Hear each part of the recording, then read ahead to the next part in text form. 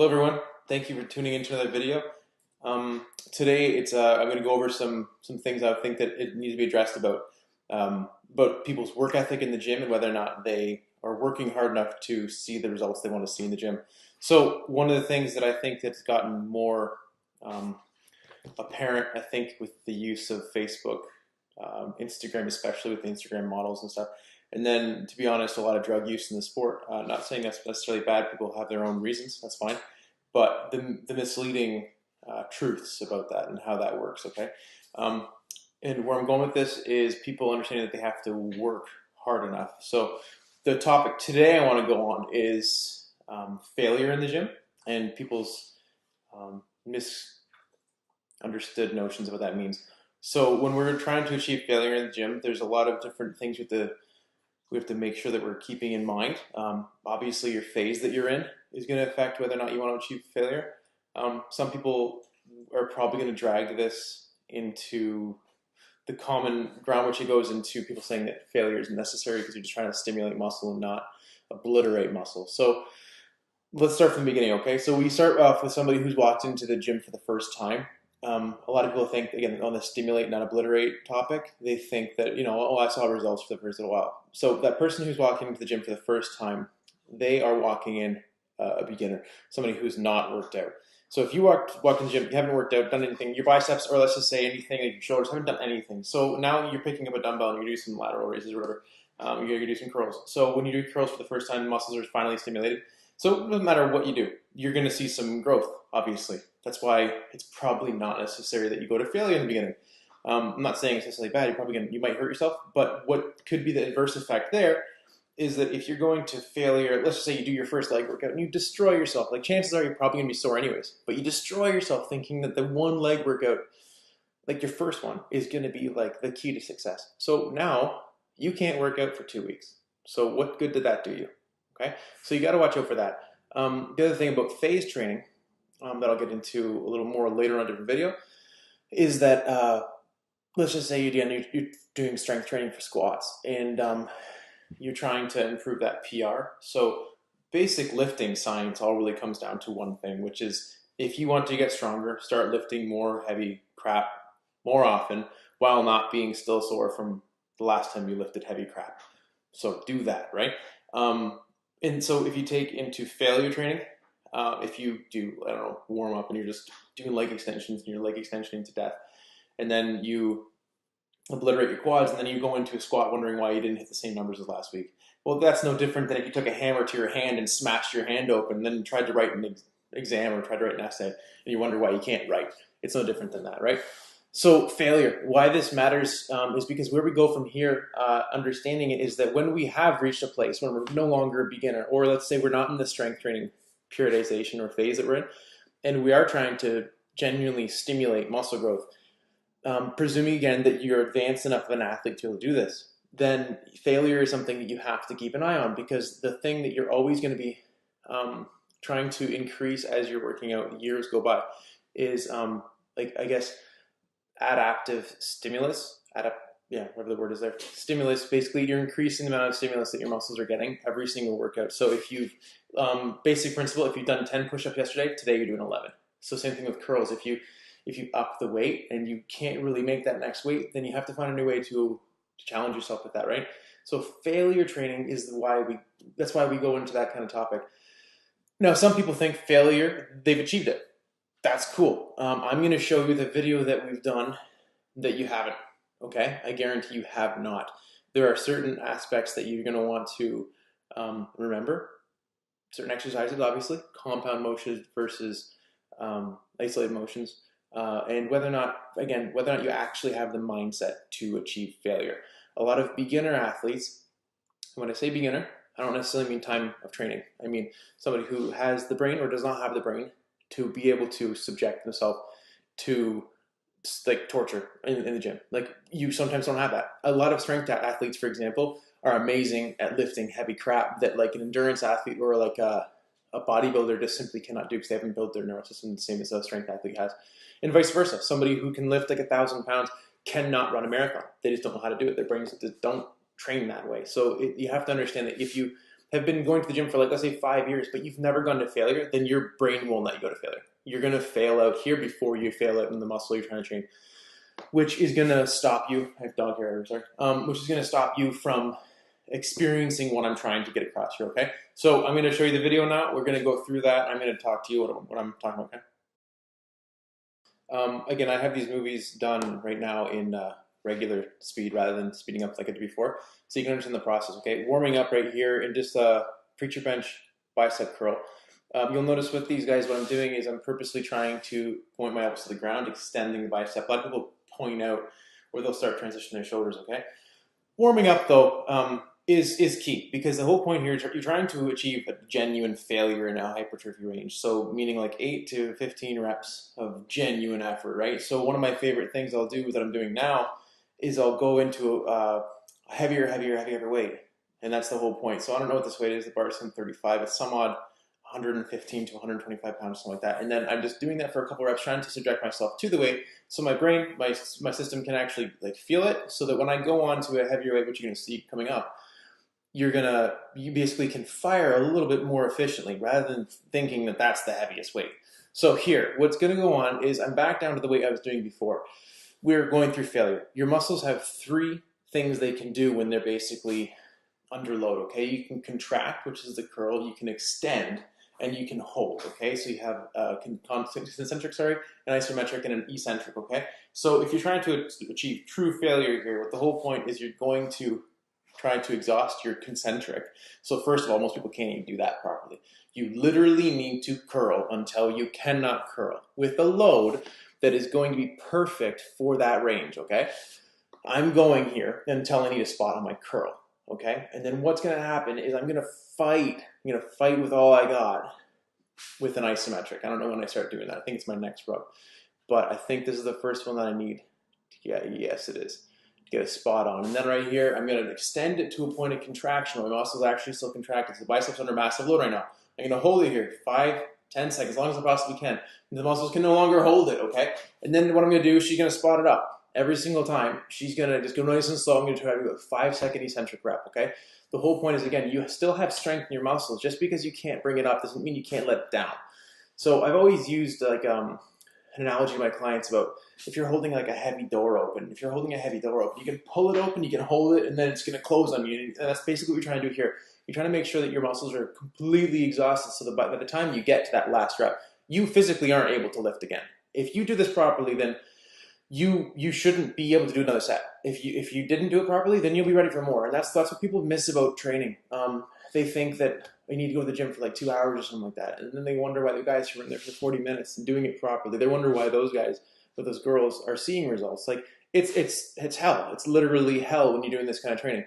But don't make the mistake thinking that this is strength training. This is not. This is pure just building muscle crap to obliterate your muscles. Okay. So that is set number 1.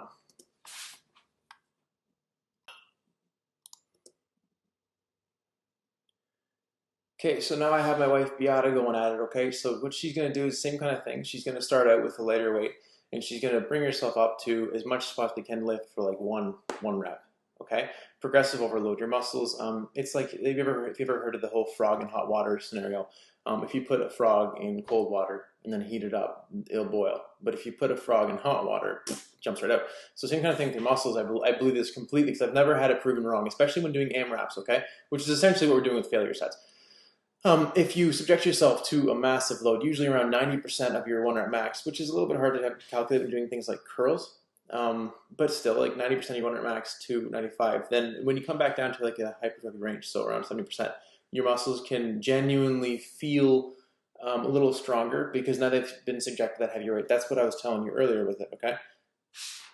So now Beata again, she's going up to a heavier weight again, trying to do that 1, 2 reps. I think she gets 2. I think she goes for 2. It's hard for women. And that's one of the reasons why women have a hard time doing this kind of training, is because they genuinely can't put out as much force against the resistance, right, as a man can. So I'm not saying they can't work up to that, but it does have to be a little differently organized.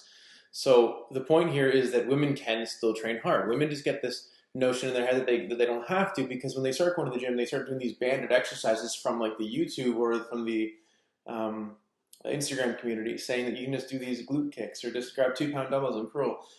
And the truth is, like, if you did it in your first 3 months of training, you would see results. But then you get past that, and now we're here. Now you need to do this kind of shit.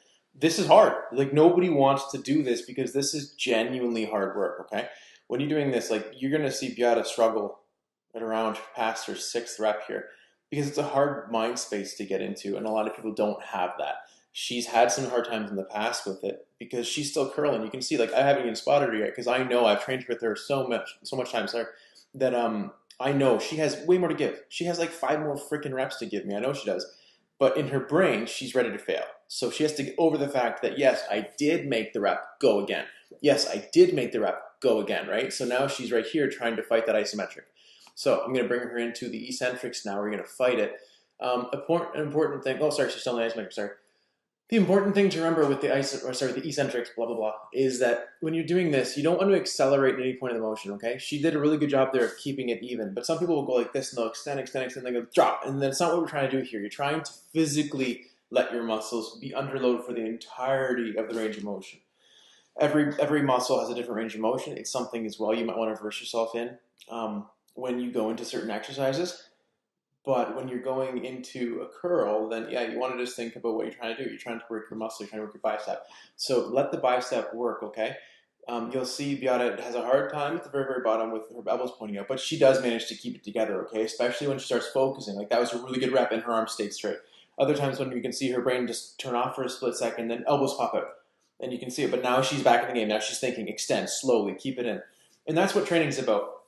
Understanding that, hey, you got one set here, we're gonna work to hell, but it's gonna be one, okay? So what you wanna, I think, take away from this kind of workout, what do you call it? Theology, whatever you want to say, is that it's about intensity and it's about leaving everything on the table while still employing range of motion. All the work ethic that so far you know how to do. Because if you don't know how to do that kind of stuff, then when you go into here, I've had it time and time again, tons and tons of clients just burn out. They don't have any idea how to actually bring themselves to the point where they're working their muscles because they're so fretted. Now, I posted this video on YouTube. It's become a favorite thing of mine to do while I'm doing these especially incline dumbbell curls for some reason. And this is just an arm day, for example. I'm going to show you different things on different days. I just think it's really visually representative when you see just a simple motion go and do it, because it's a little bit more like you can actually see the bicep working. Whereas if you're seeing like a squat, it's really hard to understand how things are going to failure. But anyways, what I'm doing here is I'm doing 35s here. I'm doing 2 complete failure on the curl, okay? It's really hard with these guys. When you do this, you gotta watch out that you don't point them out. You gotta watch out that you don't bring your arms up. And you'll even see sometimes I'll do that and then I'll have to remind myself, hey, don't do that, because your brain's just screaming at you. I drop set. I have to drop set here because if I was to go and do what I'm trying to accomplish, I won't be able to make any reps, and that's the whole point. So I try to exhaust on 35s, which is around 8 to 12 reps. And then now what I'm trying to do is trying to do bursts of 3 every 5 seconds, because I'm trying to do forced failure reps. So we did in the first videos, I showed you what it's like to do true failure through the contractional phases. So your contractional phases, again, being your curl, so your concentric, your isometric, then your eccentric, okay? So 3 contractional phases. So what we got here is we got our eccentric based. They're very, very eccentric heavy incline dumbbell curls. So what we're trying to do here is trying to completely just exhaust your muscle. Like, your muscle can't do anything anymore. But the truth is that whenever you think you can't do anything anymore, you still got a little bit more. So take 5 seconds, go again. Do it. Second rep, you can see what's going on now. Third rep, and then it's 5 seconds, slam down on the knees. Oh, I'm going for that one. And yeah, you just keep on doing that because you always have some more to give. And I think people forget about that. That the gym, yeah, it's all about effort, not about your personality. It's not about your, not personality. It's not about your emotions. You leave your emotions at the door when you decide to do this kind of crap, which is why it's very, very taxing for some people. And dare I say, it's a little bit harder for women with that because they tend to be a little more emotional than guys, which is fine. It's great. That's why we love them, right? But at the same time, when we do this kind of stuff, the amount of times I've seen women look at me, or even some guys, like, they get mad, but people look at me and they like get mad at me for saying go for another rep. But they made it. Like, look, I'm at the top. Go again, right? And we're going to go to the top. And yeah, It's like, damn it, it's hard. Go again. So that's the whole point. Is when you do this kind of stuff, it is all about making sure that you leave any type of ego you have at the table. I'm going for one set again, not doing multiple sets here. You do one set of absolute failure reps, okay? Failure reps being 30. That's what I say, one set of 30 reps. If you're doing too light of a weight, then you're probably going to fail here before anything else because you're dealing with a massive lactic threshold pain going on right now. So the lactic acid is building your muscles so much that you can't even really, like, you can't feel your muscles contract anymore. And that can be really distracting for a lot of people. Okay, so Beata's going at it. She is very, very good at these things. Biceps have always been a really, really strong point of hers. The hard thing I see about women doing these kind of exercises, what I was kind of pointing out earlier about how they don't have the same just general strength that guys do, is that she's doing 12s right now. If I give her 15s, she can't make any reps. She'll make like 3, and that's it, right? But if I give her 12s, then she makes like 15. And that's the truth of women. Sometimes it's literally that little thing. And they don't make 14.5 pound dumbbells to make the transitions, right? So what you have to do here, which this is why I think it's such an important thing for women, especially to learn how to do these kind of sets, is to learn how to push that to the next level. A lot of people will instead employ a drop set here, which is where she would have done right there, instead of just continuing and saying, okay, 5 seconds, get my brain straight, 1, 2, 3, 4, and then go at it.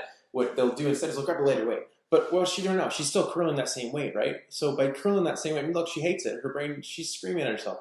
But her brain has to adapt. You have to say to it, no, you can do this. So she's breathing, count, calm down, now go at it, right? And then when she goes at it, it's telling your brain again, sorry to repeat myself, that yeah, you can curl this weight. It's all in your head. Get over with it. So that's why these trump drop sets. Drop sets are great when you're trying to do different things. We'll get into that and again, the methodology behind that and the understanding of why you're trying to do a drop set rather than forced failure sets later on. But that's the advantage of doing this, is that you're not losing that maximum load on your muscle.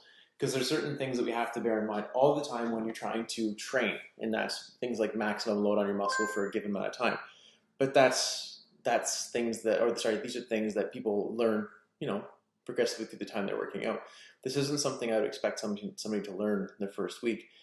But I do want people to understand that training is supposed to be hard.